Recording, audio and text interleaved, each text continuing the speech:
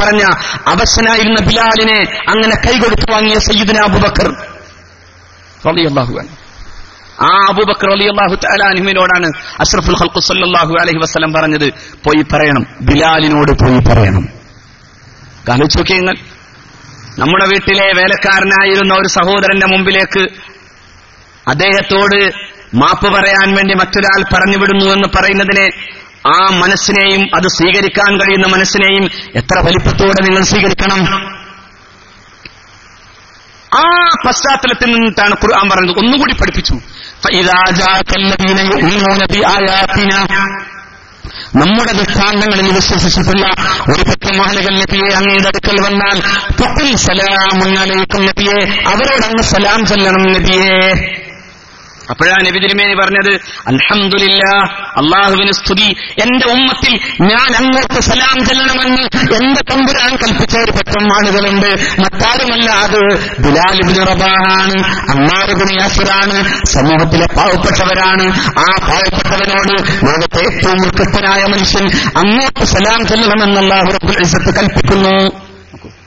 അതാണ് ഇവിടെ നിന്നാണ് മനുഷ്യാവകാശം അറിയേണ്ടല്ലേ.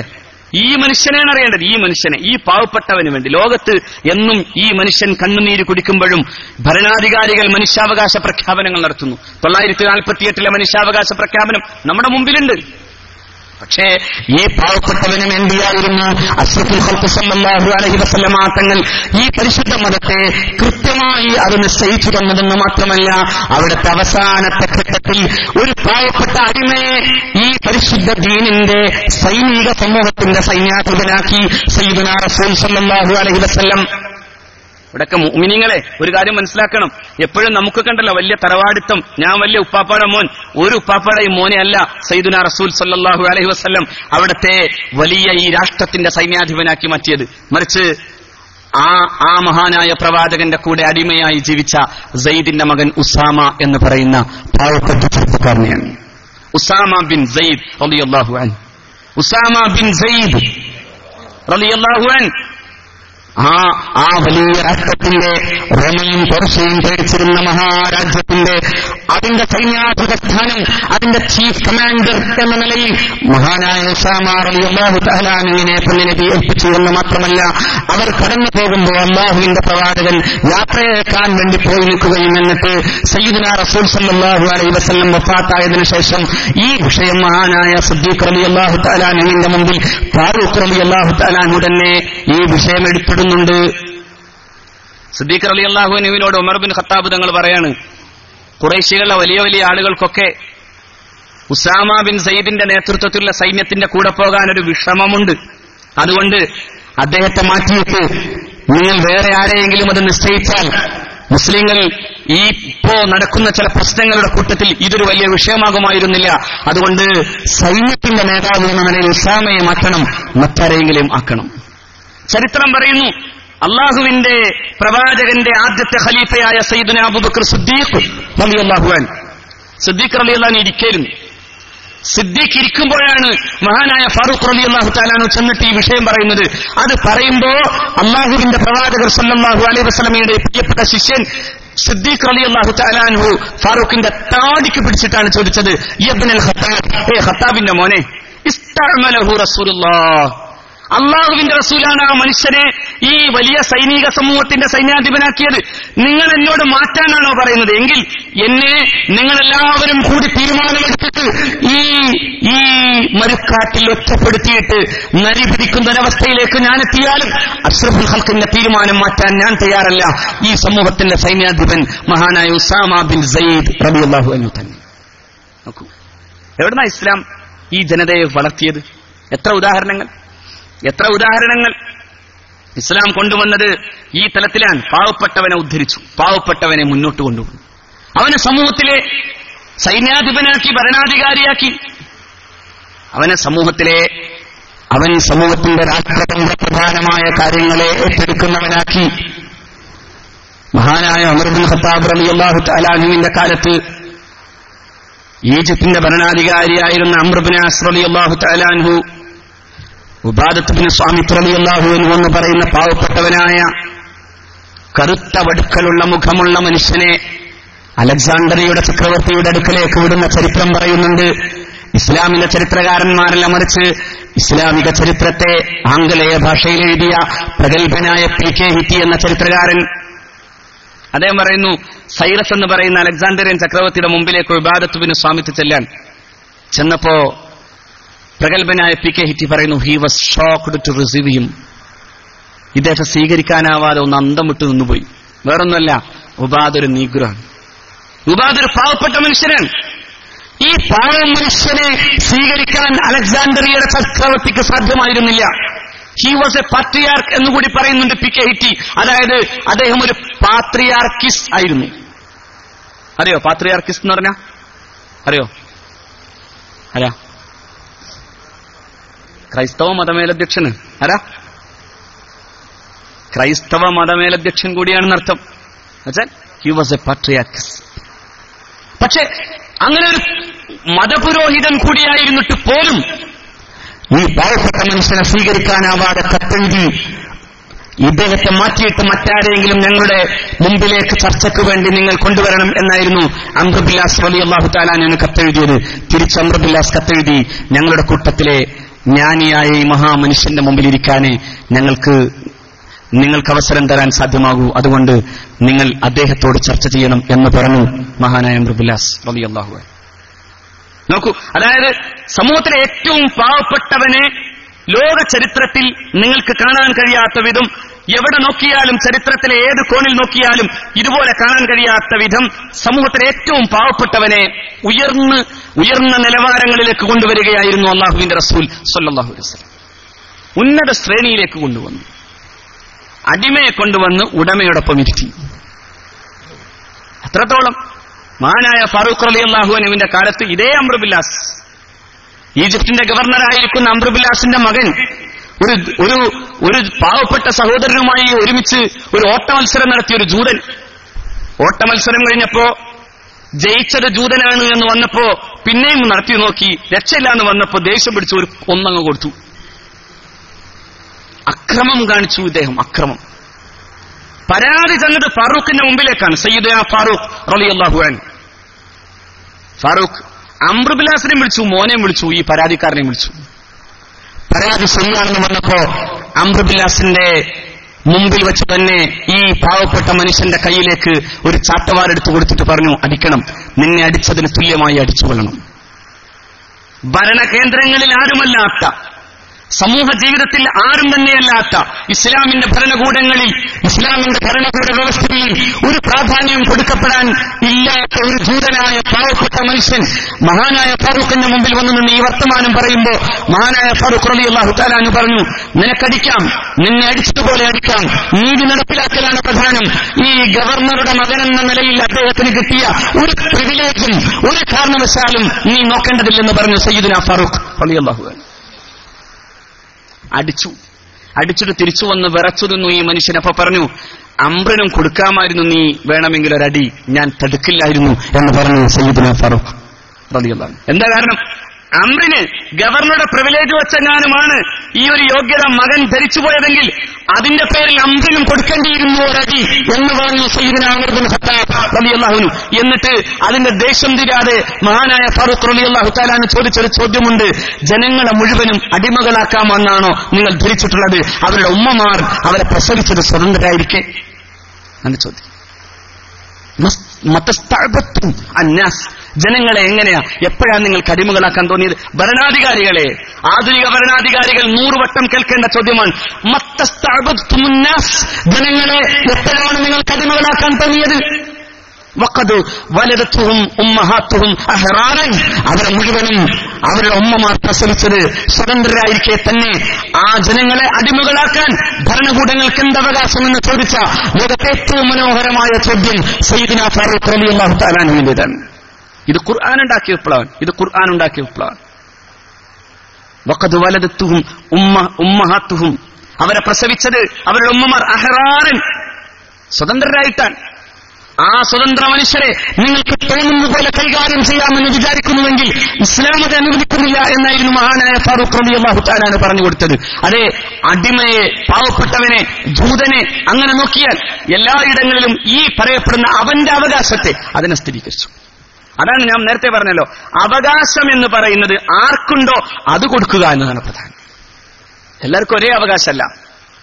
അതുകൊണ്ടാണ് ദീൻ ഇത് പറയും, ആർക്കാണോ അവകാശം വേണ്ടത് ആ അവകാശം അവന് കൊടുക്കണം. പുരുഷനും സ്ത്രീക്കും തുല്യമായി വീതം വെച്ചു കൊടുക്കണമെന്ന് പറഞ്ഞാൽ അത് അവകാശത്തെ ഹനിക്കലാണ്, അത് നീതിയല്ല, അത് അനീതിയാണ്. ഒരേപോലെയുള്ള അവകാശങ്ങൾ അത് അനീതിയാണ്. ഒരേ അർത്ഥത്തിൽ എല്ലാവർക്കും ഒരുപോലെ ആകണമെന്നില്ല. ചിലർക്ക് കൊടുക്കേണ്ടതുപോലെ കൊടുക്കണം. അവിടെ ഒരു കാരണവശാലും അള്ളാഹുവിന്റെ ദീൻ ഒരു തരത്തിലുമുള്ള ന്യൂനതയും വരുത്തുന്നില്ല. അതാണ് ഈ ദീനിന്റെ പ്രാധാന്യം. മനുഷ്യരെല്ലാം ഒന്നാണ്, ശരി. പക്ഷെ മനുഷ്യരിലെ അള്ളാഹുവിനെ പേടിക്കുകയും തഖ്വ ചെയ്യുകയും ദീനിന്റെ മാർഗത്തിൽ ജീവിക്കുകയും ഇൽമ് സമ്പാദിക്കുകയും ചെയ്തവർക്ക് അതിന്റെ ശ്രേഷ്ഠതയുണ്ട്. എപ്പോ അവരുടെ ശ്രേഷ്ഠത അവർ അംഗീകരിക്കപ്പെടേണ്ട സ്ഥലത്ത് നിൽക്കുമ്പോൾ അവർക്ക് അതിന്റെ ശ്രേഷ്ഠതയുണ്ട്. അതുകൊണ്ടാണ് എല്ലാവരെയും ഒരേ തുലാസിൽ അളന്നു നോക്കുമ്പോഴും പടച്ചതമ്പുരാൻ പറഞ്ഞു, ഓരോരുത്തർക്കും അവരവരുടെ അവകാശങ്ങളുണ്ട്, ആ അവകാശങ്ങൾ അവർക്ക് തന്നെ കൊടുക്കണം. പ്രവാചകന്മാർക്ക് പ്രവാചകന്മാരുടെ അവകാശം, സഹാബത്തിന് സഹാബത്തിന്റെ അവകാശം. ഞാൻ ഈ പറഞ്ഞൊക്കെ ഞാൻ ഇങ്ങനെ പറയാൻ കാരണം എന്താ വെച്ചാൽ ചിലർ പറയും എല്ലാം തുല്യാവകാശമല്ലേ. അങ്ങനെയല്ല, തുല്യാവകാശം തന്നെ. പക്ഷെ തുല്യാവകാശങ്ങളിൽ തന്നെ ഓരോരുത്തരുടെയും രീതിക്കനുസൃതമായി അവർക്ക് കൊടുക്കേണ്ടതും അവരുടെ ദൗത്യത്തിനും അനുസൃതമായി അള്ളാഹു നിശ്ചയിച്ചു കൊടുത്തു. വാപ്പാടെ അവകാശമില്ല മോന്.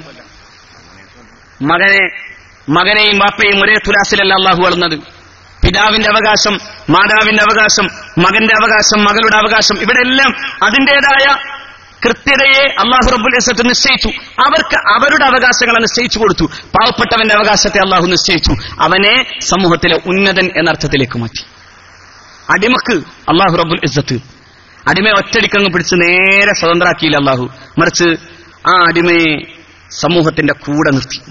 നോക്കൂ, എബ്രഹാം ലിങ്കൻ ഒരൊറ്റ ദിവസം കൊണ്ട് അടിമകൾ മുഴുവനും സ്വതന്ത്രമാക്കി. പിറ്റേ ദിവസം കണ്ടത് അതേ അടിമകൾ വന്ന് തങ്ങളുടെ യജമാനന്മാരോട് പറഞ്ഞതാണ്, ഞങ്ങളെ കൊണ്ടുപോയി നിങ്ങൾ നേരത്തെ പൂട്ടിയിട്ടുള്ള തൊഴുത്തിൽ തന്നെ കൊണ്ടുപോയി പൂട്ടിയിടണം, ഞങ്ങൾക്ക് സ്വതന്ത്രമായി ജീവിക്കാൻ സാധ്യമല്ല എന്ന് പറഞ്ഞു അമേരിക്കക്കാരൻ. എന്താ കാരണം? പെട്ടെന്ന് ഒരു ജീവിതത്തിലേക്ക് അവരങ്ങ് തുറന്നു വിട്ടാൽ ഉണ്ടായിത്തീരാവുന്ന, എങ്ങനെ ജീവിക്കണമെന്നറിയാത്തൊരവസ്ഥയിലേക്ക് അടിമകൾ മാറി. അതേസമയം ഇസ്ലാമിന്റെ ചരിത്രത്തിൽ ഒരു അടിമയും അങ്ങനെ പറഞ്ഞിട്ടില്ല. എന്നാൽ അവൻ ഭരണാധികാരി വരെ ആയി. അവൻ ഭരണാധികാരിയായി, അവൻ സൈന്യാധിപനായി, ഭരണാധികാരിയായി, അവൻ രാജാവായി. ഇവിടെയെല്ലാം അങ്ങനെ ആകാൻ കഴിയുന്ന വിധത്തിലേക്ക് അവനെ എത്തിച്ചുകൊണ്ടാണ് പടച്ചതമ്പുരാൻ അവന് ഈ അവകാശം കൊടുക്കുകയും അവനെ അങ്ങനെ വളർത്തുകയും ചെയ്തു. എവിടെയും അടിമ വിമോചനം എന്ന് പറയുന്നതിനെ അല്ലാഹു റബ്ബുൽ ഇസ്സത്ത് നിശ്ചയിച്ചു തന്നു. എന്നിട്ട് അവനെ സാധാരണ മനുഷ്യരെ പോലെ ആക്കി തീർത്തു. ഒരു കാലത്ത് മനുഷ്യനെന്ന് പോലും പറയാനാവാതിരുന്ന ഈ വിഭാഗത്തെ അല്ലാഹു റബ്ബുൽ ഇസ്സത്ത് ഉയർത്തിക്കൊണ്ടുവന്നു. അങ്ങനെ അവന്റെ അവകാശത്തെ സ്ഥാപിച്ചു. അവനത് ആ അർത്ഥത്തിൽ അതിന്റെ എല്ലാ അവകാശങ്ങളെയും അല്ലാഹു റബ്ബുൽ ഇസ്സത്ത് കൊടുത്തു. ഇനി അന്യമതസ്ഥനോ അവന്റെ അവകാശം കൊടുത്തു. അന്യമതസ്ഥന് മദീനയിൽ ജീവിക്കാൻ കഴിഞ്ഞുവെന്ന് മാത്രമല്ല, മദീനയിൽ അവന്റെ വിശ്വാസത്തെയും ആചാരത്തെയും അനുഷ്ഠാനത്തെയും നിലനിർത്തി ജീവിക്കാൻ സാധിച്ചു. അതാ പ്രധാനം. ജൂതനായിരുന്നവന് അവന്റെ അവകാശത്തിനനുസൃതമായി, അവന്റെ വിശ്വാസത്തിനനുസൃതമായി ജീവിക്കാനുള്ള സകലമായ അവകാശങ്ങളും അല്ലാഹു റബ്ബുൽ ഇസ്സത്ത് കൊടുത്തു. നോക്കൂ നിങ്ങൾ, നമ്മുടെ നാട്ടിൽ ഇപ്പോൾ ഓരോ ബില്ലും വരാൻ പോവാണ്. ആന്റി കൺവേർഷൻ ബില്ല് വരാൻ പോകുന്നു എന്ന് നാം പേടിക്കുന്നു. അള്ളാഹു നമ്മളെ കാക്കുമാറാകട്ടെ. അതായത് മതപരിവർത്തന നിരോധന ബില്ല് എന്ന് പറയുന്നതിന് വലിയൊരു നാടകം കളിച്ചതാണ് സത്യം പറഞ്ഞാൽ ഈ കർവാപ്പസി വന്നപ്പോൾ നമ്മൾ പറഞ്ഞു ഇതൊരു നാടകമാണ്. എന്താ കാരണം എന്ന് വെച്ചാൽ ഇത് കഴിഞ്ഞിട്ട് വേണം ആന്റി കൺവേർഷൻ ബില്ല് വരാൻ. അതിപ്പോ ഇന്ത്യയുടെ ആഭ്യന്തര വകുപ്പ് മന്ത്രി പറഞ്ഞു തുടങ്ങി, നമുക്ക് ആ മതപരിവർത്തനം തന്നെയാണ് ഇല്ലാതെയാക്കിയാൽ എന്താ കുഴപ്പമെന്നാ ചോദ്യം. മതപരിവർത്തനം ഇല്ലാതാക്കിയാൽ എന്താ ഗുണം? ആശയപരമായി പിടിച്ചു നിൽക്കാൻ കഴിയാത്തവർക്ക് മതപരിവർത്തന നിരോധന ബില്ല് ഒരു പക്ഷേ സൗകര്യമാകും. പക്ഷേ ആശയങ്ങൾ കൊണ്ട് വെളിച്ചം കൊടുക്കാൻ സാധ്യമാകുന്നത് മതാവകാശിയെ സംബന്ധിച്ചിടത്തോളം, അള്ളാഹുവിന്റെ ദീനിന്റെ മാർഗത്തിൽ ജീവിക്കുന്ന മുസ്ലിമിനെ സംബന്ധിച്ചിടത്തോളം അവൻ ആഗ്രഹിക്കുന്നത് ഈ വെളിച്ചം ലോകത്തിന് കൈമാറണമെന്നാണ്. ഒരു മനുഷ്യന്റെ സ്വതന്ത്രമായ വിശ്വാസത്തെ പോലും നിലനിർത്താൻ സാധ്യമാകുന്നില്ലെങ്കിൽ പിന്നെന്ത് ജനാധിപത്യം? ആരുടെയും അവകാശത്തിന്റെ നേരെ കൈകടത്താതെയാണ് മദീനയിൽ മുഹമ്മദ് റസൂൽ സല്ലല്ലാഹു അലൈഹി വസല്ലം നിന്നത്. നിങ്ങൾക്ക് നിങ്ങളുടെ അവകാശവും നിങ്ങളുടെ വിശ്വാസവും നിലനിർത്താം.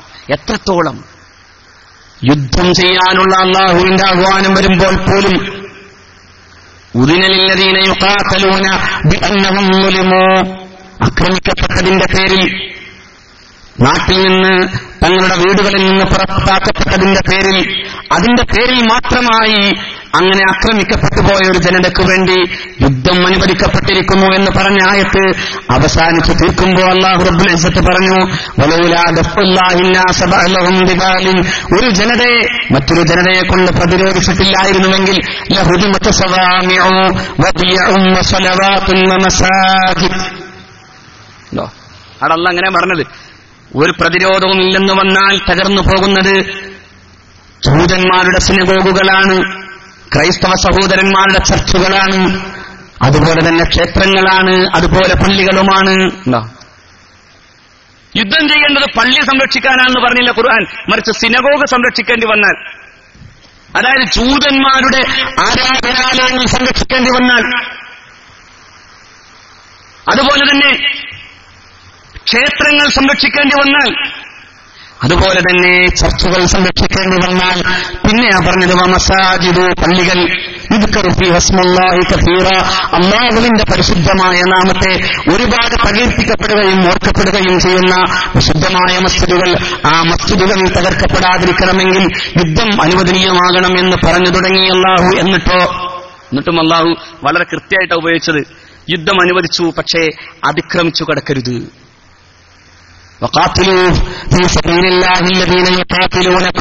നിങ്ങളോട് ഇങ്ങോട്ട് യുദ്ധം ചെയ്തവരോട് നിങ്ങൾ അങ്ങോട്ട് യുദ്ധം ചെയ്യണം, പക്ഷേ നിങ്ങൾ അതിക്രമം കാണിച്ചേക്കരുത്. അല്ലാഹു അതിക്രമം കാണിക്കാൻ ഇഷ്ടപ്പെടുന്നില്ല. നോക്കൂ, ആകെ 1000 ചെല്ലുവാനും വരുന്ന യുദ്ധങ്ങളിൽ മഹാനായ പ്രവാചകൻ ഏർപ്പെട്ടതും അല്ലാത്തതുമായ മൊത്തം യുദ്ധങ്ങളുടെ കണക്കെടുപ്പിൽ കേവലം 1000 ചെല്ലുവാനും വരുന്ന ആളുകൾ മാത്രം ഇരു വിഭാഗങ്ങളിൽ നിന്നും മരിച്ചുപോയിട്ടുള്ളത് മാത്രം ചരിത്രം രേഖപ്പെടുത്തുമ്പോൾ ഒരൊറ്റ യുദ്ധം കൊണ്ട് ദശലക്ഷങ്ങൾ മരിച്ചതാണ്. 1-ാം ലോകമഹായുദ്ധവും 2-ാം ലോകമഹായുദ്ധവും പോരാ, ഈ 20-ാം നൂറ്റാണ്ടിന്റെ അവസാനത്തിൽ നടന്ന ഇറാഖ് യുദ്ധത്തിൽ എത്ര ലക്ഷങ്ങളാണ് മരിച്ചു വീണത്. ഇപ്പോഴും നിരന്തരം കൊല്ലപ്പെടുന്നതിനെ കണക്കുണ്ടോ? മനുഷ്യനെ മണ്ണിൽ പൂഴ്ത്തി, പെണ്ണിനെ മാനഭംഗം ചെയ്ത്, കുഞ്ഞിന് മരുന്നും ഭക്ഷണം നൽകാതെ എത്ര മനുഷ്യർ. ആദ്യത്തെ ഇറാഖ് ഉപരോധത്തിൽ 5 ലക്ഷം പിഞ്ചുമക്കൾ ഇറാഖിൽ മരുന്ന് കിട്ടാതെ മരിച്ചുപോയി എന്ന് ആംനസ്റ്റി ഇന്റർനാഷണൽ കണക്കു തന്നു. 5 ലക്ഷം കുഞ്ഞുമക്കൾ. എന്താ ബുഷ് പറഞ്ഞത്? ദൈവം തമ്പുരാൻ എന്നോട് പ്രത്യേകം സ്വപ്നത്തിലൂടെ കാണിച്ചു തന്നേക്കാൻ ഇറാഖിലൊരു സമാധാനം ഉണ്ടാവണം. പക്ഷെ അങ്ങനെ പറഞ്ഞത്, mister George, go to Iraq and end the tyranny of Iraq. ഇറാഖിൽ പോയി ഒരു സമാധാനം ഉണ്ടാക്കണം. അവിടെ സദ്ദാം ഹുസൈൻ എന്ന് പറയുന്ന ഭീകരനായ ഭരണാധികാരിയുടെ ചൂഷണം അവസാനിപ്പിക്കണം. അതിന് ദൈവം ഞാൻ നിന്നെ ഏൽപ്പിച്ചിരിക്കാണ് എന്നാണ് സാക്ഷാൽ ബുഷിനോട് ദൈവം തമ്പുരാൻ പറഞ്ഞതായി സാക്ഷാൽ ജോർജ് ബുഷ് 2ാമൻ. സ്വപ്ന രസമുണ്ടോ? അതങ്ങനെ തന്നെയാണ്. ഈ സ്വപ്നങ്ങളിലൂടെയാണ് പല മുതലെടുപ്പും നടന്നത്. ഇവിടെയും ബുഷും സ്വപ്നമാണ് പ്രമാണമാക്കിയത്. സ്വപ്നം പ്രമാണമാക്കി. ബുഷ് പറഞ്ഞു, എന്നെ ദൈവം തമ്പുരാൻ സ്വപ്നത്തിൽ വന്നിട്ട് പറഞ്ഞു തരാണ് ഇറാഖിൽ പോയി അങ്ങനെ ഒരു സമാധാനം ഉണ്ടാക്കും. എവിടെയാ സമാധാനം ഉണ്ടായത്? എന്തായിരുന്നു ഇറാഖ്? ലക്ഷക്കണക്കിന് മനുഷ്യരെ ചുറ്റിക്കൊന്നത് ഇറാഖിലാണ്. പാവപ്പെട്ട പെണ്ണുങ്ങൾ മാനഭംഗത്തിനിരയായത്, ചെറുപ്പക്കാർ ശണ്ഡീകരിക്കപ്പെട്ടത്, കുഞ്ഞുമക്കൾ കൊല ചെയ്യപ്പെട്ടത്, ഇറാഖിന്റെ ചരിത്രത്തിന്റെ ഇന്നലകളുടെ ഭീകരതകളോടൊപ്പം തന്നെ ചേർത്ത് വായിക്കുന്നത് പോലെ ഐസ് ഭീകരതയിൽ നിന്ന് നടമാടുകയാണ്. ശരിക്കും പറഞ്ഞാൽ ഇസ്ലാമിന്റെ പേരിൽ എന്ന പേരിൽ ആരോ അജണ്ട ചേർത്ത് വെച്ചുണ്ടാക്കി വെച്ചിട്ടുള്ള പുതിയ ഇസ്ലാമിക ഭീകരതയായി ഐസ് തീവ്രവാദികൾ കടന്നു വരുമ്പോഴും നമ്മൾ കാണുന്നത് സാമ്രാജ്യത്വത്തിന്റെ പിണിയാളുകൾ നടത്തുന്ന പുതിയ നാടകം മാത്രമാണിതും. നടക്കണോ തന്നെ? അല്ലെങ്കിൽ ഞാൻ ചോദിക്കട്ടെ, ഇമാം നവവിയുടെ മഖ്ബറ പൊളിക്കുന്നിടത്ത് എന്ത് ഇസ്ലാം? മഹാനായ അഹ്മദ് കബീർ റിഫായി ഖദ്ദസല്ലാഹു സിറഹുൽ അസീസ്, ഇസ്ലാമിന്റെ ആത്മീയ ജീവിതത്തിന്റെ ചക്രവർത്തി എന്ന് പറയാവുന്ന മഹാനായ അഹ്മദ് കബീർ റിഫായി ഖദ്ദസല്ലാഹു സിറഹുൽ അസീസ്, മഹാനവരുടെ ഖബർ പൊളിക്കാൻ തീരുമാനിക്കുന്നിടത്ത് നോവയിൽ ചെന്ന്, അതായത് ഇറാഖിലെ ഇമാം നവവിയുടെ പരിശുദ്ധ ഖബർ പൊളിച്ചുവിടുമ്പോ അവിടെ എന്ത് ഇസ്ലാമുള്ളത്? ഇസ്ലാമിന്റെ പേരിൽ ഇപ്പൊ ത്വരീഖത്തും ഷെയ്ഖും ഒക്കെ ഒന്നും കൂടിയ കാലാണ്. എല്ലായിടത്തും ഉണ്ട് ത്വരീഖത്ത്, എല്ലായിടത്തും ഉണ്ട് ഷെയ്ഖ്. നമ്മുടെ നാട്ടിലുണ്ടല്ലോ ഒരു ഷെയ്ഖ്. എല്ലാവർക്കും ഈ പരിപാടിക്ക്, അതായത് മതം വിറ്റ് കാശുണ്ടാക്കാൻ ഏറ്റവും നല്ല പരിപാടിയായി മാറിയിരിക്കുന്നു ഈ ത്വരീഖത്ത്. സകല വ്യാജ ത്വരീഖത്തും ഇന്ന് റോട്ടിലുണ്ട്. ഇന്ന് ഔലിയാക്കളെ തടഞ്ഞു നടക്കാൻ പറ്റാത്ത കാലം. ഷെയ്ഖുമാർ സകല കള്ളനും പേരിടുന്നത് സുൽത്താൻ എന്നാണ് അല്ലേ? ഒരു നോട്ടീസ് മുഴുവൻ വായിച്ചു തീർക്കാൻ പറ്റുന്ന പേരാണ് പല കള്ളന്റെയും. അതുപോലെ ഇറാഖിലും ഒരു കള്ളൻ വന്നിട്ട് പറഞ്ഞു, ഞാൻ ഇറാഖിന്റെ മാത്രമല്ല ഗവർണറാകാൻ പോകുന്നത്, സകലത്തിന്റെയും ഷെയ്ഖാകാൻ പോകാൻ. അയാളുടെ പേര് അബൂബക്കർ എന്നാണ്. അബൂബക്കർ ബഗ്ദാദി എന്ന് മാത്രം. അയാളും പറഞ്ഞു അങ്ങനെ തന്നെ. യഥാർത്ഥത്തിൽ ഐസ് തീവ്രവാദം എന്ന് പറയുന്നത് അനിസ്ലാമികമാണെന്ന് കണ്ടെത്തുന്ന കാര്യത്തിൽ പ്രഥമ ദൃഷ്ട്യാ തെളിവുള്ളതാണ്. മഹാനായ ഇമാം നവവിയെ പോലെയുള്ള മഹാരഥന്മാരുടെ ഖബർ പൊളിക്കുക പോലും ചെയ്യുന്ന ഏറ്റവും ഭീകരതയാണ് ചെയ്യുന്നത്. മാത്രമല്ല, മനുഷ്യനോട്, അവന്റെ ജീവനോട് യാതൊരു തരത്തിലും വില കൊടുക്കാത്ത കൊലപാതകങ്ങൾ നടത്തുന്നവന് എന്ത് ഇസ്ലാം? ഹബീബ് സല്ലല്ലാഹു അലൈഹി വസല്ലം, ഞാൻ പറഞ്ഞില്ലേ, ഖുർആനും അള്ളാഹുവിന്റെ പ്രവാചകനും കാണിച്ചു തരുന്ന മതത്തിന്റെ പ്രത്യയശാസ്ത്രപരമായ യുദ്ധനീതി എന്ന് പറയുന്നത് പാവപ്പെട്ടവനെ ഒരു കാരണവശാലും അനീതി കാണിക്കാൻ പാടില്ലാത്തതാണ്. അതുകൊണ്ടാണ് നിങ്ങൾ അതിക്രമം കാണിക്കരുത്. അള്ളാഹു ഈ എഴുത്തിദാൽ, അതായത് ഈ അതിക്രമത്തെ അള്ളാഹു ഇഷ്ടപ്പെടുന്നില്ലെന്ന് പറഞ്ഞിട്ടാണ് പരിശുദ്ധ ഖുർആൻ യുദ്ധത്തെ ആദ്യമായി തന്നെ അള്ളാഹു അനുവദിക്കുന്നത് തന്നെ അങ്ങനെയാണ്. വലാ തഅ്തദൂ ഇന്നല്ലാഹ ലാ യുഹിബ്ബുൽ മുഅ്തദീൻ. അള്ളാഹു അതിക്രമത്തെ ഇഷ്ടപ്പെടുന്നില്ല. നോക്കൂ, യുദ്ധം ചെയ്യാതെ ഒരു ലോകത്തൊരു സംഹിതകളിലും യുദ്ധം ചെയ്യാതിരുന്നില്ല. യുദ്ധം എന്ന് പറയുന്നത് അങ്ങനെ ഇസ്ലാമിന് മാത്രമുള്ളതല്ല. ഞാൻ നിങ്ങൾക്ക് സമാധാനമല്ല കൊണ്ടുവരുന്നത്, ഞാൻ വാളുമായി വരുന്നു എന്ന് പറഞ്ഞു യേശു. അതേ അർത്ഥത്തിൽ തന്നെ നീതി നടപ്പിലാക്കേണ്ടിടത്ത് യുദ്ധം ആവശ്യമാകുന്നു എന്ന് പറഞ്ഞു ഭഗവത്ഗീത. യുദ്ധം ആവശ്യമാണെങ്കിൽ പരിത്രാണായ സാധൂനാം വിനാശായ ച ദുഷ്കൃതാം. ഉണ്ടോ? സാധുവിന്റെ രക്ഷയ്ക്കും ദുഷ്ചെയ്തി നടത്തുന്നവന്റെ ശിക്ഷക്കും വേണ്ടി ഞാൻ അവതരിക്കുന്നു. ഞാൻ യുദ്ധം ചെയ്യാൻ വരാൻ. അങ്ങനെയായിരുന്നു ശ്രീകൃഷ്ണൻ. യുദ്ധം ചെയ്തു. യുദ്ധം ചെയ്യാൻ വേണ്ടി നിൽക്കുമ്പോൾ അർജുനന്റെ ചോദ്യമുണ്ട്, ഞാൻ ആരോടാ യുദ്ധം ചെയ്യേണ്ടത്? ഭീഷ്മരോടോ ദ്രോണാചാര്യരോടോ? അപ്പോഴും കൃഷ്ണൻ പറഞ്ഞു, യുദ്ധം ചെയ്യണം. കഥം ഭീഷ്മമഹം സംഘേ ദ്രോണം സമധുസൂദന വിശുദ്ധിപ്രതിയോത്സ്യാമി പൂജാർഹോരുസൂദന. ഞാൻ ആരോടാ യുദ്ധം ചെയ്യേണ്ടത്? കഥം ഭീഷ്മമഹം സംഘേ. ആരോടാ എന്റെ യുദ്ധം? ഭീഷ്മാചാര്യരോടോ? ഞാൻ ആരോടാ യുദ്ധം ചെയ്യേണ്ടത്? ദ്രോണരോടോ? എനിക്ക് വയ്യ ഈ മഹാരഥന്മാരോട് യുദ്ധം ചെയ്യാൻ എന്ന് പറയുമ്പോ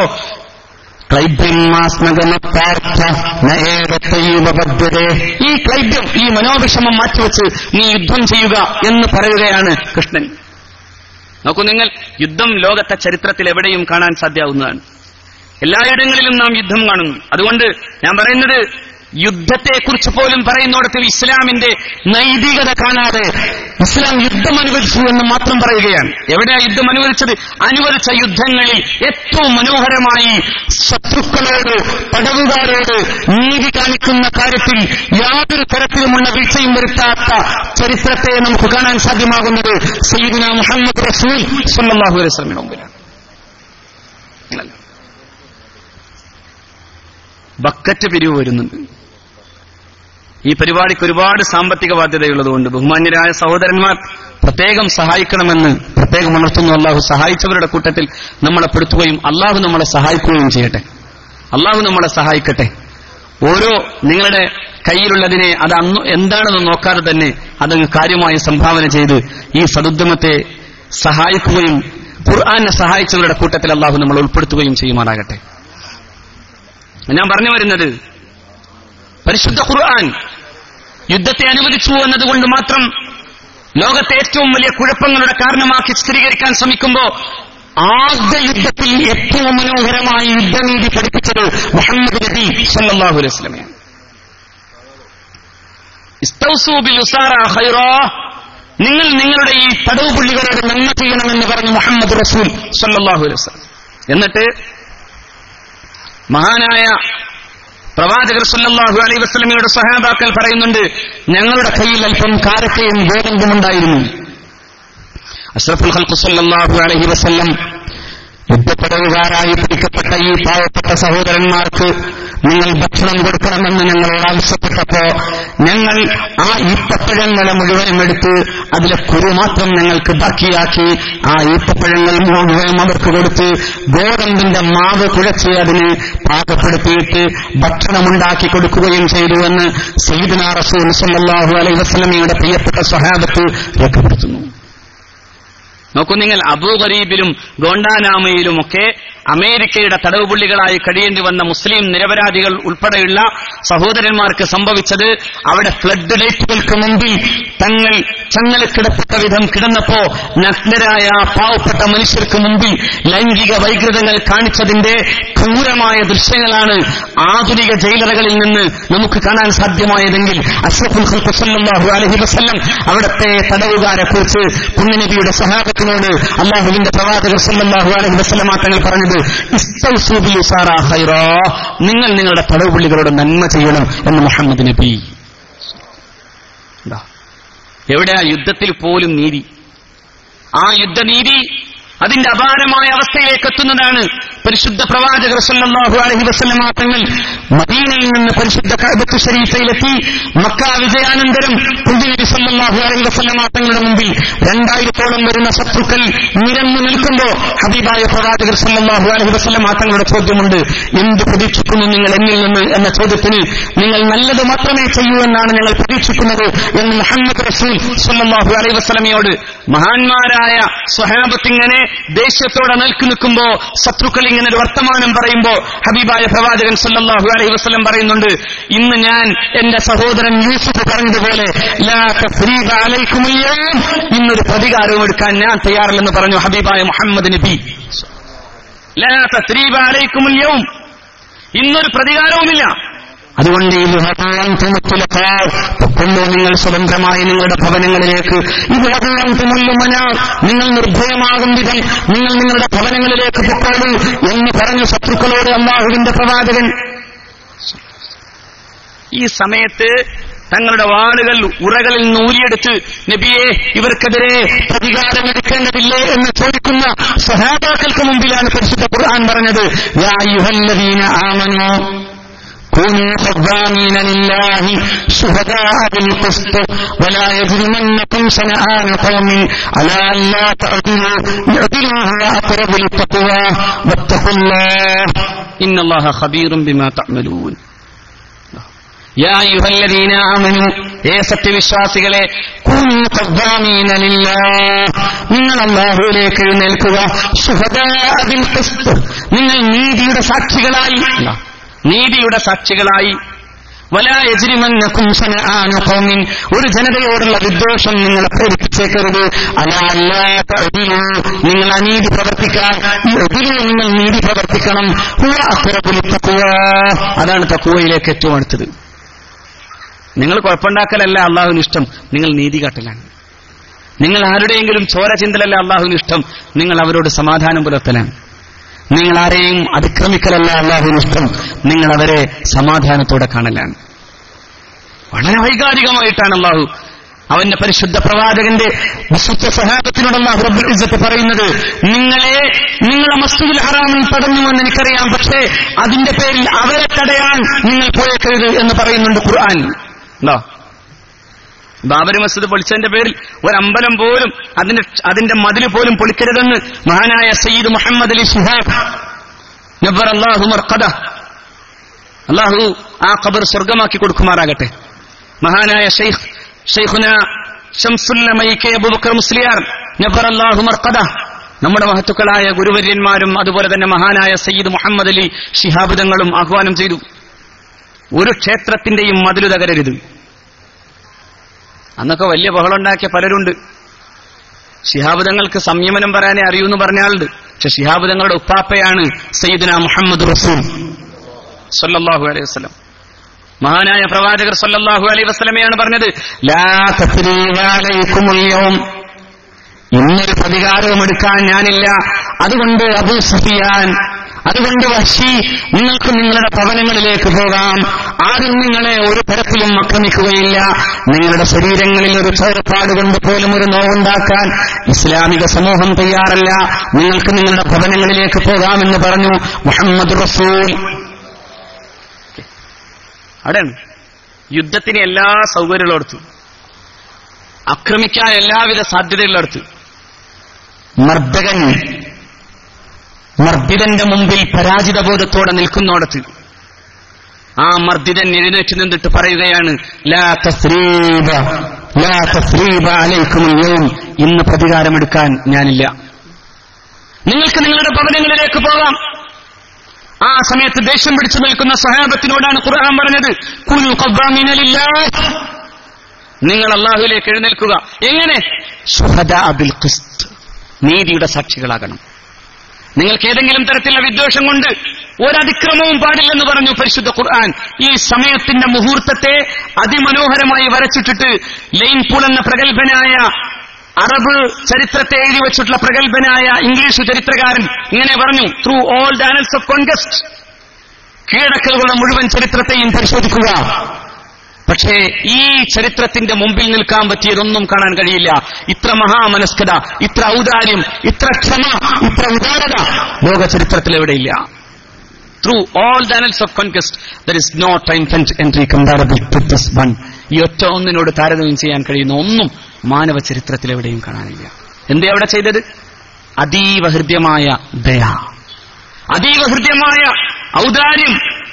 എല്ലാ അർത്ഥത്തിലും പ്രതികാരമെടുക്കാമായിരുന്നിട്ട് പോലും ആ പ്രതികാരങ്ങളെ മുഴുവൻ മാറ്റിവെച്ചിട്ട് പറയുന്നു സയ്യിദുനാ റസൂലുള്ളാഹി സ്വല്ലല്ലാഹു അലൈഹി വസല്ലം, ഇന്ന് പ്രതികാരമില്ല.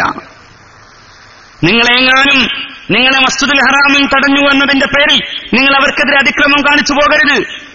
നിങ്ങൾ തആവനു അലൽ ബിർരി വത്തഖ്വ വലാ തആവനു അലൽ ഇസ്മി വൽ ഉദ്വാൻ, നിങ്ങൾ സഹായിക്കേണ്ടത് ശത്രുതയിലല്ല, നിങ്ങൾ തഖ്വയിലും നന്മയിലുമാണ്. നിങ്ങൾ ശത്രുതയുടെ പേരിലല്ല സഹായിക്കേണ്ടത്, നിങ്ങൾ വർഗീയതക്കല്ല സഹായമുണ്ടാക്കേണ്ടത്, നിങ്ങൾ തീവ്രവാദത്തിനല്ല കൂട്ടുകൂടേണ്ടത്, നിങ്ങൾ അതിനല്ല മെഴുകുതിരി വട്ടത്തിൽ നിന്ന് കവാത്ത് പഠിക്കേണ്ടത്, നന്മക്ക് വേണ്ടിയാകണം, നന്മക്ക് വേണ്ടിയാകണം. അതുകൊണ്ട് കേരളത്തിലെ പണ്ഡിത സമൂഹം, കേരളത്തിലെ ഇസ്ലാമിക സമൂഹം, കുറെ ചെറുപ്പക്കാർ കൂടി തീവ്രവാദത്തിന്റെ വർത്തമാനം പറയാൻ തുടങ്ങിയപ്പോ പറഞ്ഞത് തെറ്റാണ്, അത് ഇസ്ലാമല്ല, അത് മുസ്ലിമിന്റെ സംസ്കാരവുമല്ല. ആ രീതിയിൽ പോയാൽ ഈ ദീനെയും ഈ സംസ്കൃതിയെയും മറ്റുള്ളവർക്ക് മോശമാക്കി പറയാൻ കാരണമാകുമെന്നല്ലാതെ അത് ഇസ്ലാമിൽ നിന്ന് അന്യമായതാണെന്ന് പറയാൻ ഇസ്ലാമിന്റെ ആധികാരിക പദപണ്ഡിത സഭയായ സമസ്ത കേരള ജംഇയ്യത്തുൽ ഉലമ ഈ സംഘബോധത്തെ, ഈ യൂണിറ്റി നിലനിർത്തുന്ന അഭിവന്ദ്യമായ സമസ്ത കേരള സുന്നി വിദ്യാർത്ഥി ഫെഡറേഷൻ വളരെ ശക്തമായി എന്ന് പറഞ്ഞു. അന്ന് പലരും പറഞ്ഞു ഇതൊക്കെ പറയുന്നത് ശിഹാബ് തങ്ങളുടെയും അതുപോലെ തന്നെ സമസ്തയുടെയൊക്കെ ഒരു ഏർപ്പാടാണ്, സംയമനം. പക്ഷേ ആ സംയമനം ശരിയാണ്, കാരണം അത് ഖുർആനാണ്, അത് ഖുർആനിന്റെ വാക്കാൻ. വലാ യജ്രിമന്നകും ശനആനു ഖൗമിൻ, ഒരു ജനതയോട് വിദ്വേഷമുണ്ടായതിന്റെ പേരിൽ അലാ അല്ലാ തഅദിലു, നിങ്ങൾ അതിക്രമം കാട്ടരുത്. ഇഅ്ദിലു, നിങ്ങൾ നീതി കാണിക്കണം, നിങ്ങൾ ഒരിക്കലും അതിക്രമിച്ചു കടക്കാൻ പാടില്ല. ഖുർആൻ തന്നെ പറഞ്ഞു. ഇങ്ങനെ മനുഷ്യന്റെ അവന്റെ അസ്തിത്വത്തെ, അവന്റെ ജീവനെ, അതോടൊപ്പം തന്നെ അവന്റെ അഭിമാനം പ്രധാനാണ്. അവസാനത്തെ പ്രസംഗത്തിൽ പോലും മുഹമ്മദ് റസൂൽ സല്ലല്ലാഹു അലൈഹി വസല്ലം പറഞ്ഞു, നിങ്ങൾക്ക് നിങ്ങളുടെ ജീവനും നിങ്ങളുടെ സ്വത്തും നിങ്ങളുടെ അഭിമാനവും ഈ പരിശുദ്ധമായ ദിവസത്തിന്റെ, ഈ പരിശുദ്ധമായ മാസത്തിന്റെ, ഈ പരിശുദ്ധ പട്ടണത്തിന്റെ പവിത്രത പോലെ പവിത്രമാകുന്നു എന്ന് മുഹമ്മദ് നബി സല്ലല്ലാഹു അലൈഹി വസല്ലം. ഇപ്പോ സഹോദരന്മാരെ, അള്ളാഹുവിന്റെ പ്രവാചകന്റെ അവസാനത്തെ പ്രസംഗത്തിലെ ഏറ്റവും പ്രധാനപ്പെട്ട വാക്കതാണ്, നിങ്ങളുടെ അഭിമാനം പ്രധാനം, നിങ്ങളുടെ അഭിമാനം. ഞാൻ ഇന്ന് ഓർത്തുപോകാണ്, നമ്മുടെ അഭിമാനങ്ങൾ പിച്ചു ചീന്താൻ പറ്റിയ ഏറ്റവും നല്ല ഉപകാരവും ഉപാധിയുമായി മാറുകയാണ് യഥാർത്ഥത്തിൽ ഇന്ന് ഈ ഫേസ്ബുക്കുകൾ. അള്ളാഹു നമ്മുടെ മക്കളെ കാക്കട്ടെ. ഫേസ്ബുക്ക് ഇന്നിപ്പോ ജീവിതത്തിൽ അതിന്റെയൊക്കെ ഫലങ്ങൾ, അതിന് ചില ഉപകാരങ്ങളുണ്ട് എന്ന വസ്തുതയെ മനസ്സിലാക്കിക്കൊണ്ട് തന്നെ പറയട്ടെ, വലിയ മാരകമായ ആപത്തായി ഇന്ന് ഫേസ്ബുക്ക് വളരെയാണ്. ഫേസ്ബുക്കിൽ ഇരുന്നിട്ട് ആരെന്തും പറയാലോ, എന്തു ചീത്തയും പറയാം, ഓരോരുത്തരെയും ദാമ്പത്യം ചീന്തിയെടുക്കാം, അല്ലേ? അയാളെന്തിനാ പെണ്ണ് കെട്ടിയെന്ന് ചോദിക്കാം, പെണ്ണ് കെട്ടിയതിന്റെ പേരിൽ തെറി പറയാം, കെട്ടാത്ത പെണ്ണും ചീത്ത വിളിക്കാം, അല്ലാത്തവർക്കും പറയാം. ആകെ ബഹളം ഫേസ്ബുക്ക്. കഴിഞ്ഞ 2-3 ദിവസം മുമ്പ് ഇന്ത്യയുടെ supreme court IT section 66A പ്രകാരം പറയുന്ന ഏത് മോശമായ തരത്തിലുള്ള മെസ്സേജുകളും അത് വലിയ തെറ്റ് എന്ന നിലക്ക് 5 വർഷം തടവിന് ശിക്ഷിക്കാമെന്ന് പറഞ്ഞുകൊടുത്ത് അത് അഭിപ്രായ സ്വാതന്ത്ര്യത്തെ ബാധിക്കും, അതുകൊണ്ട് ചില പ്രശ്നങ്ങളുണ്ട് എന്ന് സുപ്രീം കോടതി പറഞ്ഞു. അപ്പോഴേക്കും ആളുകൾ വലിയ സന്തോഷത്തിലായി. പക്ഷെ ഒറ്റ കാര്യം ഞാൻ പറയാം, ഇന്ത്യയുടെ സുപ്രീം കോടതി അത് പറഞ്ഞിട്ടുള്ളൂ. അള്ളാഹുവിന്റെ സുപ്രീം കോടതി ഉണ്ട്, അള്ളാഹുവിന്റെ സുപ്രീം കോടതി അല്ലേ? അഷ്റഫുൽ ഖൽഖ് സല്ലല്ലാഹു അലൈഹി വസല്ലം പറയുന്നുണ്ട്, ഒരു പാവപ്പെട്ട മനുഷ്യന്റെ ഐബുകൾ തുറന്നുകാട്ടാൻ വേണ്ടി നീ നടന്നാൽ അള്ളാഹു നിന്റെ ഐബ് പുറത്തുകൊണ്ടുവരും. അള്ളാഹു കാക്കട്ടെ. ഐബില്ലാത്ത മനുഷ്യന്മാരുണ്ടോ? ഒരു അർദ്ധരാത്രി എങ്ങാനും സൂര്യൻ ഉദിച്ചാൽ എത്ര പേരുണ്ടാവും? അള്ളാഹു കാക്കുമാറാകട്ടെ. പക്ഷെ എന്താ സത്യത്തിൽ അള്ളാഹു ഇതൊക്കെ മറച്ചു വെക്കാൻ അല്ലെ? അതുകൊണ്ടാണ് അള്ളാഹു സത്താർ എന്ന് പറഞ്ഞത്. സത്താർ മറച്ചു വെക്കണോനാണ് അള്ളാഹു. അല്ലാഹുമ്മ ഗഫിർ ലനാ എന്ന് പറഞ്ഞാൽ അതിന്റെ അർത്ഥം അള്ളാഹുവെ നീ ഞങ്ങൾക്ക് മറച്ചു തരണേ എന്നാണ്, മറന്നു പോകണേന്നല്ല. മനസ്സിലായില്ല? പടച്ചോനെ നീ അങ്ങ് മറന്നേക്കുന്നല്ല, പടച്ചോനെ നീ മറ്റാർക്കും കാണിച്ചു കൊടുക്കാത്ത വിധം എന്റെ തെറ്റുകൾ നീ മറച്ചു വെക്കണേ അല്ലാ എന്നാണ് അല്ലാഹുമ്മ ഗഫിർ ലനാ എന്നതിന്റെ അർത്ഥം.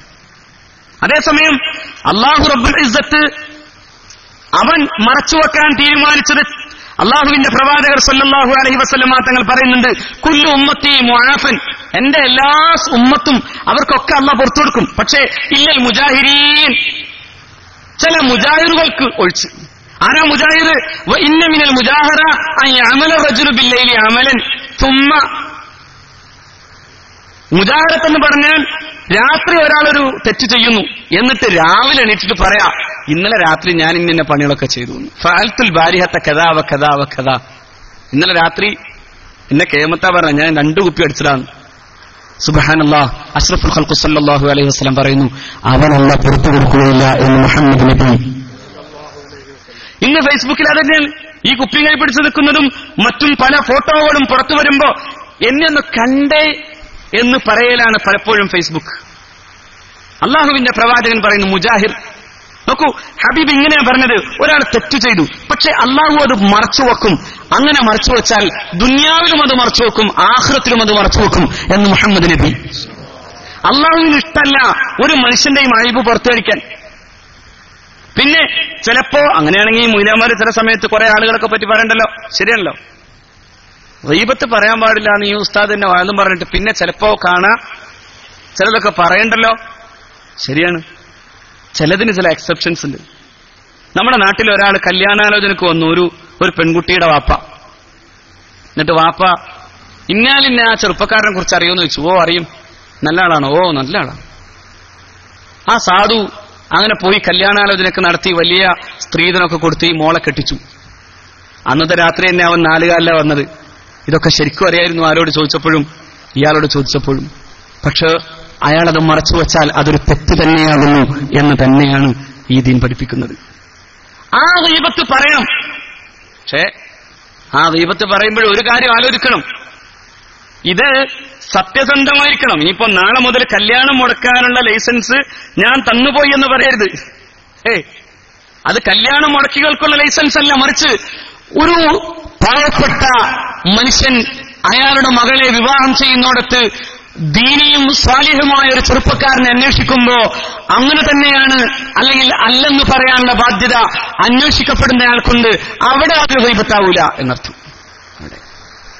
സമുദായത്തെ പ്രത്യേകമായ ചില ആശയത്തിലേക്ക് ഒരാൾ ക്ഷണിക്കുന്നു എന്ന് നോക്കുക, അത് സത്യമോ നന്മയോ അല്ലെന്ന് പണ്ഡിതന്മാർ, അതായത് അഹ്ലുദ്ദീൻ പറയുകയാണെങ്കിൽ ആ ദീനിന്റെ അഹ്ലുകാരനായ പണ്ഡിതന് പറയാം അയാൾ തെറ്റുകാരനാണ്, അയാൾ പറയുന്ന ഒരു യോഗ്യതയും അയാൾക്കില്ല, അയാൾ ബിസിനസ്സിൽ കച്ചവടത്തിൽ വലിയ കള്ളം പറയുന്നയാളാണ്, അയാൾ വലിയ വലിയ മുതലാളിമാരോടൊപ്പം നടക്കുന്നയാളാണ്, അയാൾക്ക് യാതൊരു നൈതികതയില്ല, ധാർമ്മികതയില്ല, അയാൾ എന്തു വലിയ തലേക്കെട്ട് കെട്ടിയാലും എത്രമേൽ വലിയ കുത്തുബുസ്സമാനാണെങ്കിലും അയാൾക്ക് യാതൊരു യോഗ്യതയുമില്ല എന്ന് പറയാൻ ആർക്ക് പറ്റും?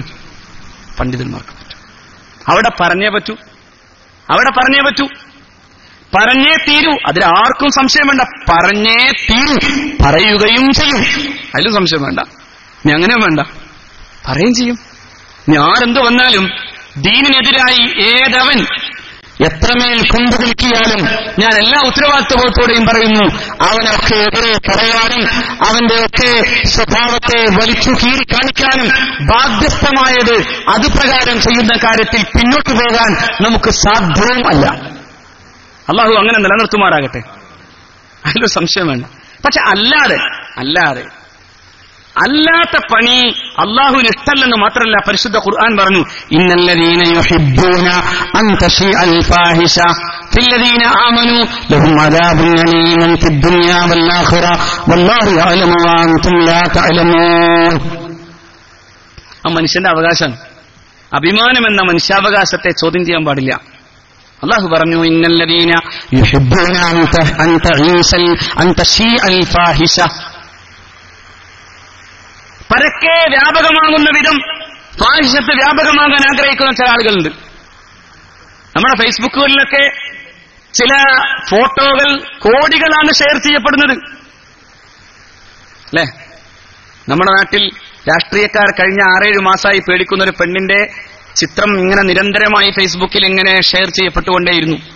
അതിന്റെ കണക്ക് കോടിക്കണക്കിന് വന്നു, ലക്ഷങ്ങൾ വന്നു എന്നാണ് പറയപ്പെടുന്നത്. അള്ളാഹു കാക്കട്ടെ നമ്മുടെ മക്കളെ അള്ളാഹു കാക്കട്ടെ. അള്ളാഹു പറയുന്നു, ഇന്നല്ലദീന യുഹിബ്ബൂന അൻ തശീഅൽ ഫാഹിഷ, ഈ പറയപ്പെടുന്ന ഇത്തരം വൃത്തികെട്ടത് അതെല്ലാം പുറത്തു കൊണ്ടുവരാൻ വേണ്ടി അതിനുവേണ്ടിയുള്ള പരിപാടികൾ ചെയ്ത് അതിഷ്ടപ്പെടുന്ന ആളുകൾ ഫില്ലദീന ആമനൂ, സത്യവിശ്വാസികളായ സഹോദരന്മാരിൽ, എന്നാൽ ലഹും അദാബുൻ അലീം, അവന് വേദനാജനകമായ ശിക്ഷ. എവിടെയാ? ഫിദ്ദുനിയ, ഇവിടെയുണ്ട്, വൽ ആഖിറ, അവിടെയുണ്ട്. ഇവിടുന്ന് പോകുന്നതിന് മുമ്പുണ്ടാകും എന്ന് അള്ളാഹുവിന്റെ ഹബീബ് സല്ലല്ലാഹു അലൈഹി വസല്ലം.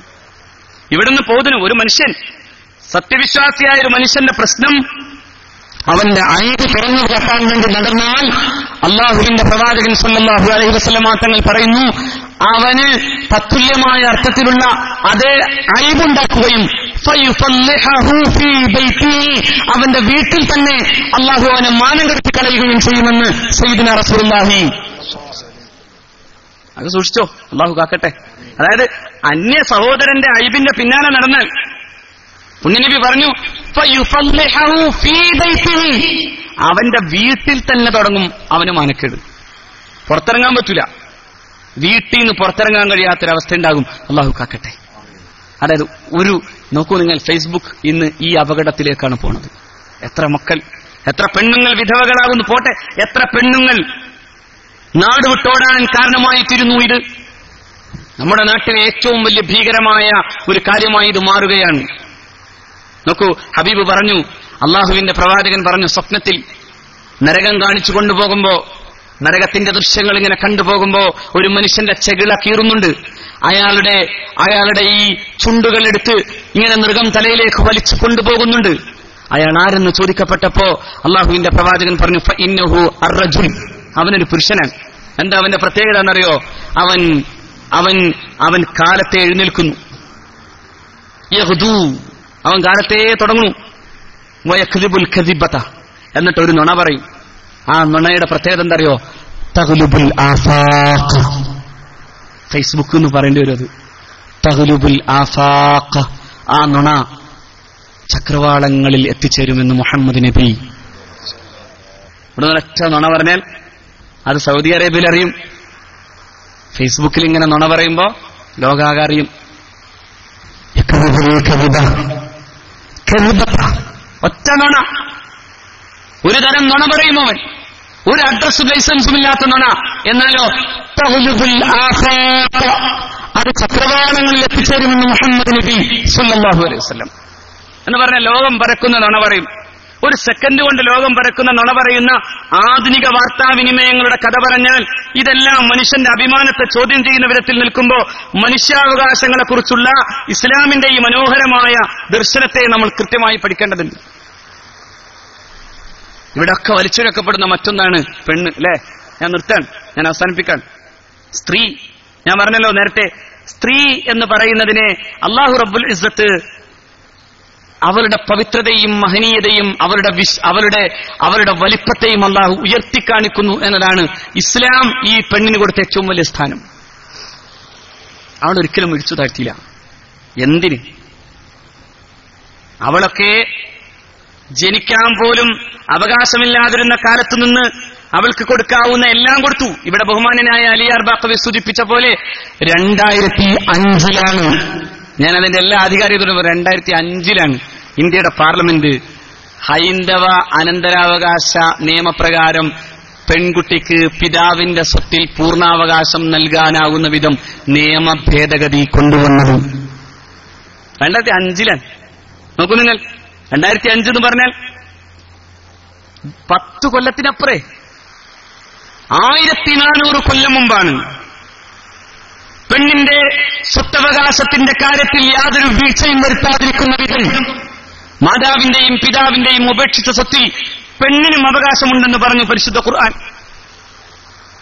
സ്ത്രീക്ക് അവകാശം കൊടുത്തു, സ്വത്തവകാശം പോരാ, ആ സ്വത്തിൽ ഭർത്താവിന് ഇടപെടാനുള്ള യാതൊരു അവകാശാധികാരങ്ങളും അള്ളാഹു കൊടുത്തില്ല. സ്ത്രീക്ക് 1 കോടി രൂപയുടെ സ്വത്ത് ബാങ്കിലുണ്ട്, ഭർത്താവിന് 1 രൂപ പോലും എടുക്കാനില്ല. ഞാൻ ഭാര്യയെടുത്ത് വേണമെങ്കിൽ എന്തെങ്കിലുമൊക്കെ പറഞ്ഞ് അവളുടെ സമ്മതപ്രകാരം വലുതാക്കാനല്ലാതെ അവളെ ഭീഷണിപ്പെടുത്തിയിട്ടോ ത്വലാഖ് ഭീഷണി നടത്തിയിട്ടോ ആ കോടിയിൽ നിന്ന് 1 പൈസ പോലും എടുക്കാൻ അള്ളാഹു ഭർത്താവിന് അവകാശം കൊടുക്കില്ല.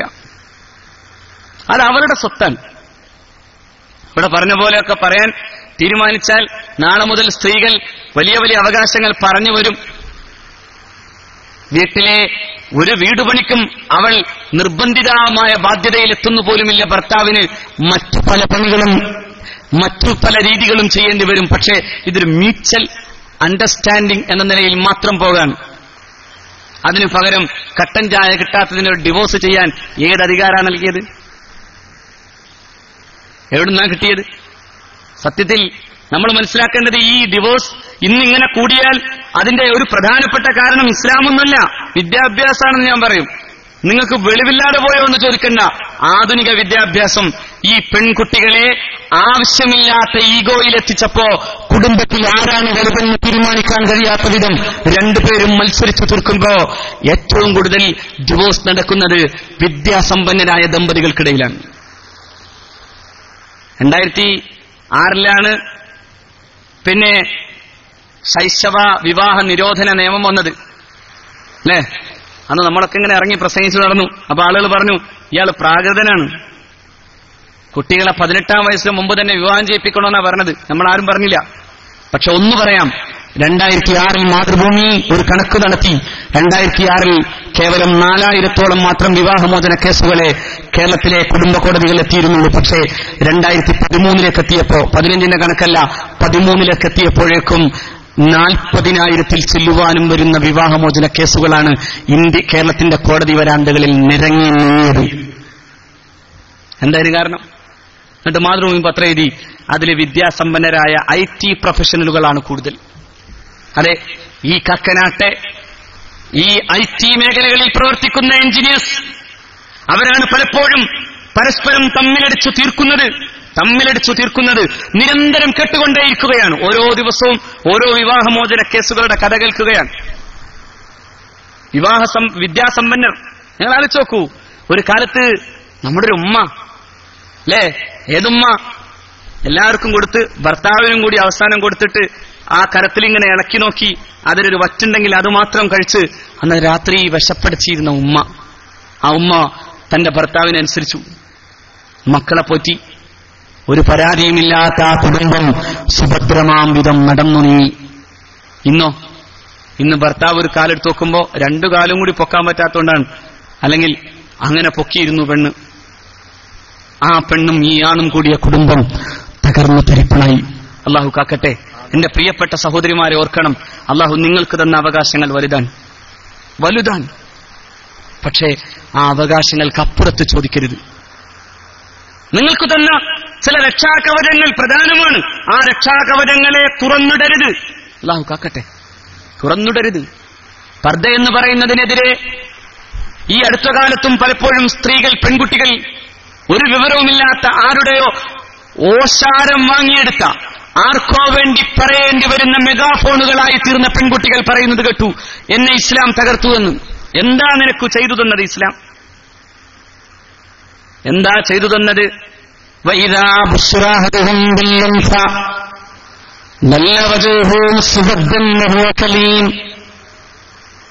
ഒരു പെൺകുട്ടി ജനിച്ചു എന്നറിഞ്ഞാൽ നല്ല വജൂഹു സുവദ്ദ, അവന്റെ മുഖം കറുത്തിരുളുമായിരുന്നു. വഹുവ കലീം, ദേഷ്യം പിടിച്ചിട്ട് അത് കടിച്ചമർത്താൻ വേണ്ടി പാടുപെടുമായിരുന്നു. അള്ളാഹു പറയുന്നു, ആ അറബി പിന്നീടൊരു പെൺകുട്ടി ജനിച്ചു, അവളെ വളർത്തി ജീവിപ്പിച്ചതിന്റെ പേരിൽ സ്വർഗത്തിൽ കടന്ന കഥ പറഞ്ഞു മുഹമ്മദ് നബി സല്ലല്ലാഹു അലൈഹി വസല്ലം. ഒരിക്കൽ ആയിഷാ ബീവിയുടെ മടിയിൽ ഇങ്ങനെ കിടക്കുന്നു മുഹമ്മദ് റസൂൽ. അപ്പോ അള്ളാഹുവിന്റെ പ്രവാചകന്റെ മുഖത്ത് 2 ഭാവമാറ്റങ്ങൾ കണ്ടു ആയിഷ. ആ ഭാര്യ സയ്യിദുനാ മുഹമ്മദ് റസൂൽ സല്ലല്ലാഹു അലൈഹി വസല്ലമയോട് പറഞ്ഞു, അള്ളാഹുവിന്റെ റസൂൽ 2 ഭാവമാറ്റങ്ങൾ. ഒന്ന് എന്തോ ഒരു ഭീകരമായ ദൃശ്യം കണ്ടതുപോലെ, മറ്റൊന്ന് എന്തോ ഒരു സന്തോഷകരമായ ദൃശ്യം കണ്ടതുപോലെ, രണ്ടും അങ്ങയുടെ മുഖത്ത് കണ്ടല്ലോ. നമ്മുടെ പെണ്ണുങ്ങളാണ് ചോദിച്ചാൽ എന്താ പറ്റിയത്, ഏത് സൈക്കോളജിസ്റ്റിന്റെ അടുത്തേക്കാ പോകേണ്ടത്, എന്തേ സംഭവം? ഹബീബിനോടാണ് ആയിഷ ബീബിയുടെ ചോദ്യം. നബിയെ 2 സംഭവങ്ങൾ കണ്ടല്ലോ, എന്തേ അത്? ഒന്ന് നബി പറഞ്ഞു, ആയിഷ, ഞാൻ അള്ളാഹുവിന്റെ വിചാരണയുടെ കോടതിയിൽ നിന്ന് ഒരു നന്മയും ചെയ്യാത്തതിന്റെ പേരിൽ ഒരു മനുഷ്യനെ നരകത്തിലേക്ക് വലിച്ചിഴക്കാൻ വേണ്ടി അള്ളാഹു അവന്റെ മലക്കുകൾക്ക് ആഹ്വാനം ചെയ്തതിനു ശേഷം അങ്ങനെ വളരെ ഭീകരമാംവിധമായാണ് നരകത്തിലേക്ക് വലിച്ചിഴച്ചു കൊണ്ടുപോകുന്ന രംഗമാണ് ഞാൻ ആദ്യം കണ്ടത് ആയിഷ.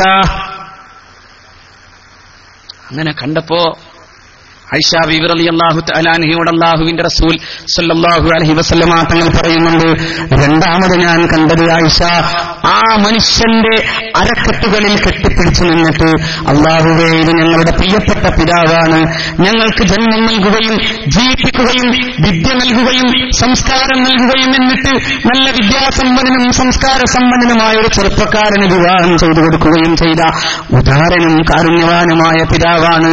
അതുകൊണ്ട് ഈ പിതാവിന് നരകം സമ്മാനിച്ചേക്കരുതേ എന്ന് ആക്രോശിച്ചട്ടഹസിക്കുന്ന പെൺകുട്ടികളെ കണ്ടു ആയിഷ.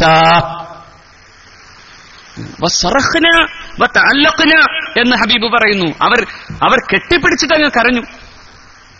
അപ്പോ ആയിഷ ബീവി റളിയല്ലാഹു അൻഹയോട് അല്ലാഹുവിന്റെ റസൂൽ പറയുന്നു, ആയിഷ, ആ പെൺകുട്ടികളുടെ ശുപാർശ കാരണത്താൽ മാത്രം ആ മനുഷ്യനെ സ്വർഗത്തിലേക്ക് അല്ലാഹു റബ്ബുൽ ഇസ്സത്ത് മലക്കുകളെ കൊണ്ട് സ്വാഗതം ചെയ്യിപ്പിക്കുന്നത് കണ്ടപ്പോ ഞാൻ ആനന്ദനിർഭരമായ കാഴ്ചക്ക് മുമ്പിലാണ് സന്തോഷം പ്രകടിപ്പിച്ചതെന്ന് സയ്യിദുനാ മുഹമ്മദ് റസൂൽ. വൽ ബാഖിയാത്തു സ്വാലിഹാത്ത് എന്ന് പറയുന്ന സൂറത്തുൽ കഹ്ഫിലെ ആയത്തിന്റെ അൽ ബാഖിയാത്തു സ്വാലിഹാത്ത് എന്നതിന് അൽ ബനാത്തു സ്വാലിഹാത്ത്, സച്ചരിതരായ പെൺകുട്ടികൾ എന്നർത്ഥം വെച്ചിട്ട് ഇമാം ഖുർത്തുബി റഹ്മത്തുള്ളാഹി അലൈഹി തങ്ങൾ ഈ വിശദീകരണം നൽകുന്നുണ്ട്. ഈ പെൺകുട്ടികൾ ഈ വാപ്പയെ സ്വർഗത്തിൽ കൊണ്ടുപോകുമെന്ന്. സഹോദരിമാരെ, ആ വാപ്പയെ സ്വർഗത്തിൽ കൊണ്ടുപോകേണ്ട പണി അള്ളാഹുവിന്റെ ദീനനുസരിച്ച് ജീവിക്കലാണ്. പർദ്ദ ഉരിഞ്ഞിട്ടല്ല, വസ്ത്രം ധരിച്ചിട്ട്, ലിപ്സ്റ്റിക് ഇട്ടിട്ടല്ല, അള്ളാഹുവിനെ പേടിച്ചിട്ട്, അന്യപുരുഷന്റെ മുമ്പിൽ കുഴഞ്ഞാടിയിട്ടല്ല, അള്ളാഹുവിനെ പേടിച്ച് മറഞ്ഞു നിന്നിട്ട്, ഉടമസ്ഥന്റെ ദീനിനെ, ആ ദീനിനെ, അതാണ് ഞാൻ പറഞ്ഞത്, ഫിത്രത്തുല്ലാഹിയെ അംഗീകരിച്ചിട്ട്. എന്താ ഫിത്രത്ത്? ചിലക്ക് പറയാം, എന്താ ഒരു പെണ്ണിനെ കാണുമ്പോൾ ഞരമ്പ് രോഗം പിടിക്കോ? അള്ളാഹുവിന്റെ പ്രവാചകൻ പറഞ്ഞു, ഒരു പെണ്ണ് സൗന്ദര്യത്തോടെ ഇറങ്ങിയാൽ ഇസ്തശ്വസഹ, ആ പെണ്ണിനെ പിശാച് ഒന്നുകൂടി സൗന്ദര്യം കൂട്ടുമെന്ന് പറഞ്ഞു സയ്യിദുനാ റസൂൽ. ഈ ഹദീസ് സയ്യിദ് അബുൽ അല മൗദൂദി ലാ തബറജന തബറുജൽ ജാഹിലിയ്യത്തുൽ ഊല എന്ന ആയത്തിന്റെ തഫ്സീറിൽ വിശദീകരിച്ചിട്ട് പറയുന്നുണ്ട്, നമ്മുടെ നാട്ടിലെ ചില ആളുകൾ പരസ്യമായി പ്രസംഗിക്കാനും പ്രബോധനം ചെയ്യാനും സ്ത്രീകളെ വേണമെന്ന് ഇസ്ലാമിക പ്രബോധകർ തന്നെ ആവശ്യപ്പെടുന്നു. പക്ഷേ എന്റെ മുമ്പിലിരിക്കുന്ന ഖുർആൻ അതിന് അനുവാദം നൽകുന്നില്ല എന്ന് പറയുന്നു സാക്ഷാൽ അബുൽ അല മൗദൂദി സാഹിബ്. അത് പറഞ്ഞാൽ മനസ്സിലാവൂലല്ലേ? ഇപ്പോ പ്രബോധനത്തിന് ഇവരെയൊക്കെ ഇറക്കി മതിലെഴുതാനും പ്രസംഗിക്കാനും വേണ്ടി നടക്കുമ്പോ തലതൊട്ടപ്പം പറഞ്ഞ വർത്താനാണ് ഞാൻ പറഞ്ഞത്. ഈ ഹദീസും ഈ ആയത്തും ഈ പെണ്ണുങ്ങളോട് അങ്ങനെ ഇറങ്ങാൻ പറയുന്നില്ലെന്നാണ് സാക്ഷാൽ അബുൽ അല മൗദൂദി സാഹിബ്. നോക്കൂ, എന്നിട്ടിന്ന് പുറത്തിറങ്ങി സമൂഹത്തിലെ മുഴുവൻ പ്രശ്നങ്ങളുടെയും പ്രധാനപ്പെട്ട കാരണമായി മാറുന്നു. എന്നിട്ട് അത് കുറെ ഞരമ്പ് രോഗികൾ മാത്രം പറയണമെന്ന് ഞാൻ പറയാം. പണ്ടൊരു പുരാണത്തിലൊരു കഥയുണ്ട്. വേദവ്യാസൻ എന്ന് പറയുന്ന പ്രഗത്ഭനായ പണ്ഡിതൻ, അദ്ദേഹം ഒരു കവിത എഴുതിയിട്ട് പ്രഗത്ഭരായ വിദ്യുത് സദസ്സിന്റെ മുമ്പിൽ പ്രഗത്ഭരായ പണ്ഡിതന്മാർക്ക് മുമ്പിൽ അവതരിപ്പിച്ചു. വേറൊന്നുമല്ല, ബലവാൻ ഇന്ദ്രിയഗ്രാമോ വിധ്വംസമപി കർഷതി എന്നാണിത്. വല്ലാതെ വികാരം കൂടിയാൽ ഏത് ജ്ഞാനിയായ മനുഷ്യനും അതിന് കീഴ്പ്പെട്ടു പോകും എന്നാണ്. അത് കേട്ടപ്പോ ഒരു വയസ്സായ ജ്ഞാനിയായ ഒരു പണ്ഡിതൻ എഴുന്നേറ്റ് പറഞ്ഞു, അത് നമ്മളെപ്പോലുള്ള ആളുകൾക്ക് അത് എഴുതാൻ പാടില്ല, കാരണം അത് മോശമായിപ്പോയി. നമുക്കൊക്കെ അങ്ങനെ ഒരു വികാരമൊന്നും ഉണ്ടാവില്ലല്ലോ, നമ്മൾ അത്രയൊക്കെ ജയിച്ച ആൾക്കാരല്ലേ എന്ന് പറഞ്ഞു. ഇദ്ദേഹം അത് അങ്ങനെ തന്നെ കീറിക്കളഞ്ഞു എന്നാണ്. കീറിക്കളഞ്ഞതിന് ശേഷം വേദവ്യാസൻ ഒരു കാര്യം ചെയ്തു, നല്ല സാരിയെ കൊടുത്ത്, അല്ലെങ്കിൽ വേറെന്തോ പെണ്ണിന്റെ വേഷമൊക്കെ അണിഞ്ഞ് മനോഹരിയായി കോമളാംഗിയായി അന്നത്തെ ദിവസത്തെ രാത്രിയിൽ ഈ ഋഷി വര്യന്റെ കാട്ടിലെ തപോധന്യമായ ആശ്രമത്തിലേക്ക് കടന്നു ചെന്നു. അപ്പോ അയാൾ പറഞ്ഞു, ഇവിടെ ഈ പെണ്ണുങ്ങൾക്കൊന്നും താമസിക്കാൻ പറ്റൂല. അപ്പൊ ഈ പെണ്ണ് പറഞ്ഞു, അല്ല, ഞാൻ ഈ കാട്ടിൽ പിന്നെ എവിടെ പോകാൻ? അങ്ങേപ്പോലെയുള്ള ഈ മഹാനായ മനുഷ്യന്റെ മുമ്പിലാകുമ്പോ എനിക്ക് അല്പം വിശ്വാസം ഉണ്ടാവും, പേടിക്കാതെ കിടക്കാം, അഭയുണ്ട്. അവസാനം കുടുങ്ങി. ഇയാൾ അവസാനം ആ ചാർപ്പിലൊരു പായിട്ട് കൊടുത്തു. ആ പെണ്ണവിടെ കിടന്നു. രാത്രിയായി, കുറച്ച് മഴയൊക്കെ പെയ്യാൻ തുടങ്ങി, ഇരുട്ട് കനത്തു. ഇയാൾക്ക് ഉറക്കം വരുന്നില്ല. പതുക്കെ എണീറ്റു. ചെന്നിട്ട് പായമിട്ടൊക്കെ വന്ന് ആദ്യം തപ്പിയോക്കി. പിന്നെ ഞാൻ പറയണ്ടല്ലോ, അവസാനം ഇയാൾ എണീറ്റിട്ട് പറഞ്ഞു, അതാ ഞാൻ നേരത്തെ പറഞ്ഞത്, ബലവാൻ ഇന്ദ്രിയഗ്രാമോ വിധ്വംസമപി കർഷതി കർഷതി കർഷതി കർഷത്യേവ എന്ന് പറഞ്ഞു. സാക്ഷാൽ വേദവ്യാസൻ. എന്താ അതിന്റെ അർത്ഥം?